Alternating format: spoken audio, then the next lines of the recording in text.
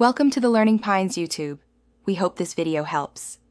In this video, I will explain how to turn on a Honda Pilot with a key. First, always ensure your vehicle is safely in park or neutral before attempting to start it. Next, take your physical key and insert it completely into the ignition switch, located on the right side of the steering column. If you find the steering wheel is locked, gently turn it left or right while simultaneously turning the key to unlock it. This simple step ensures a smooth start to your journey. Once your key is inserted, you'll encounter several ignition positions. Turning the key to the first position, labeled Accessory or 1, will power certain electrical components like your radio without starting the engine.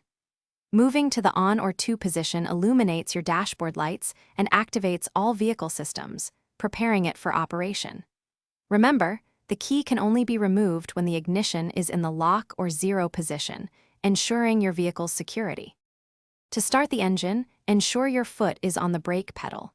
From the On position, turn the key further clockwise to the Start or 3 position. Hold it there for just a moment, typically 1 to 2 seconds, until the engine fully ignites.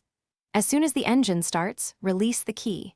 It will spring back automatically to the On position, which is the normal operating mode for driving your Honda Pilot.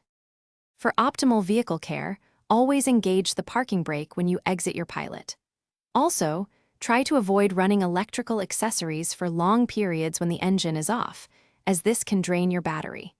If you have a push-button start model and your key fob battery dies, you can often start the car by holding the fob directly against the start button. These simple practices help maintain your Honda Pilot's reliability.